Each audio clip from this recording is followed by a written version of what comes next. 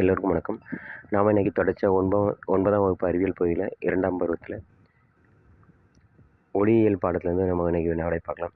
மருத்துவ அதிர்வு குழல்மணி, அதாவது ஸ்டெதஸ்கோப் வேலை செய்யும் தத்துவம் என்ன அப்படின்னா பன்முக எதிரொலிப்பு. ஸ்டெதஸ்கோப் வேலை செய்யும் தத்துவம் என்ன அப்படின்னா பன்முக எதிரொலிப்பு. அடுத்து அதிர்வெண் ப்ளஸ் அலைநீளம் இஸ் ஈக்குவல் டு அலைத்திசை வேகம். அலைத்திசை வேகம் என்ன அப்படின்னா அதிர்வெண் ப்ளஸ் அலைநீளம். அடுத்து ஊடகத் துகள்கள் அலை பரவும் திசைக்கு செங்குத்தாக திசையில் அதிர்வு உருவதால் உருவாகும் அலைகள் என்ன அப்படின்னா குறுக்கலைகள். ஊடகத் துகள்கள் அலை பரவும் திசைக்கு செங்குத்தாக திசையில் அதிர்வு உருவதால் உருவாகும் அலைகள் பெயர் என்ன அப்படின்னா குறுக்கலைகள். அடுத்து வௌவால்கள் தன் இரை செல்லும் பாதையுள்ள தடைகளை அறிந்து கொள்ள எதை அனுப்பி அவை எதிரொலிக்கப்பட்டு ஒன்றுகின்றன? மீயொலி. வௌவால்கள் தன் இரை செல்லும் பாதைகளில் உள்ள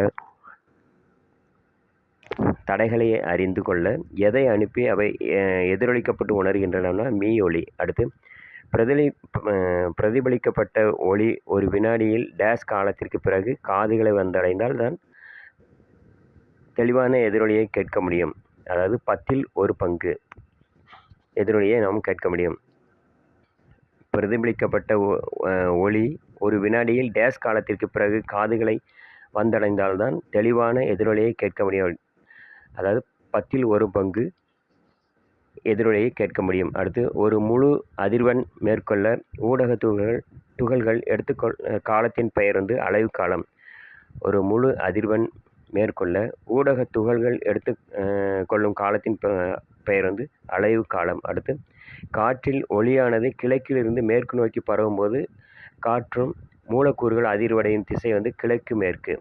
காற்றில் ஒளியானது கிழக்கிலிருந்து மேற்கு நோக்கி பரவும்போது காற்றும் மூலக்கூறுகள் அதிர்வடையும் திசை என்ன அப்படின்னா கிழக்கு மேற்கு. அடுத்து வீச்சின் எஸ்ஐ அலகு என்ன அப்படின்னா மீட்டர். வீச்சின் எஸ்ஐ அலகு மீட்டர். அடுத்து ஒளிப்பரவும் வித்தின் பெயர் அலையாக. ஒளிப்பரவும் வித்தின் பெயர் அலையாக. அடுத்து இசை ஒளி நமக்கு தருவது என்ன அப்படின்னா மகிழ்ச்சி. இசை ஒளி நமக்கு தருவது மகிழ்ச்சி. அடுத்து ஒளிப்பரவ தேவைப்படுவது என்ன அப்படின்னா ஊடகம். ஒளிப்பரவ தேவைப்படுவது ஊடகம். அடுத்து நடுநிலை புள்ளியிலிருந்து துகள் அடையும் இடப்பெயர்ச்சியின் பெயர் வீச்சு. நடுநிலை புள்ளியிலிருந்து துகள்கள் அடையும் இடப்பெயர்ச்சியின் பெயர் வீச்சு. அடுத்து நெருக்கமும் நெகிழ்வும் உண்டாகும் அலைகளின் பெயர் நெட்டலைகள். நெருக்கமும் நெகிழ்வும் உண்டாகும் அலைகளின் பெயர் நெட்டலைகள். ஒளி உண்டாக காரணம் அதிர்வு. ஒளி உண்டாக காரணம் அதிர்வு. அடுத்து ஒளி எதிரொலிப்பின் காரணமாக ஏற்படுவது என்ன? இடி, மின்னல், மழை. இதில் சரியான ஆன்சர் இடி. அதாவது ஒளி எதிரொலிப்பின் காரணமாக ஏற்படுவது இடி. அடுத்து ஒளி எதிரொலிப்பை கேட்க முடியாத இடம் எது? பெரிய அரங்குகள், நீளமான அறை, குளிக்கும் அறை. 3 ஆன்சர் கொடுத்துருக்காங்க. இதில் ஒளி எதிரொலிப்பை கேட்க முடியாத இடம் குளிக்கும் அறை. அடுத்து கடலின் ஆழத்தை அளவிடும் கருவி எதுன்னா சோனார். கடலின் ஆழத்தை அளவிட உதவிடும் கருவி சோனார். அடுத்து மீயொலி மருத்துவ சாதனம் என்ன அப்படின்னா மீயொலி வரி கண்ணோட்டம். மீயொலி மருத்துவ சாதனத்தின் பெயர் என்ன அப்படின்னா மீயொலி வரி கண்ணோட்டம். அடுத்து தொடர்வண்டி நம்மை நோக்கி வரும்போது கேட்கும் ஊதல் ஒளி விளக்கும் விளைவு பெயர் என்ன அப்படின்னா டாப்ளர் விளைவு.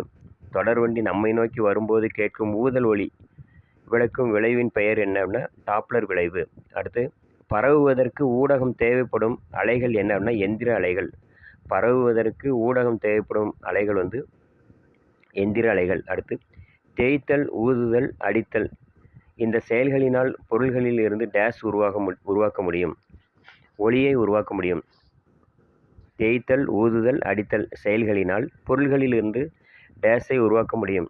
ஒளியை உருவாக்க முடியும். வீடியோ முழுமையாக ஸ்கிப் பண்ணாமல் பாருங்கள். குரூப் 1, குரூப் 4 எழுத போகிற எல்லாருக்குமே இது பயனுள்ளதாக இருக்கும் நம்புகிறேன். நம்ம சேனல் பிடிச்சிருந்தால் மறக்காமல் சப்ஸ்கிரைப் பண்ணுங்கள். நிறைய பேருக்கு ஷேர் பண்ணி விடுங்க. வீடியோ பிடிச்சிருந்தால் லைக் பண்ணுங்கள். நாளைக்கு நம்ம இதே பாடத்தில் நம்ம வினாவிடை தொடர்ச்சியாக பார்க்கலாம். நன்றி.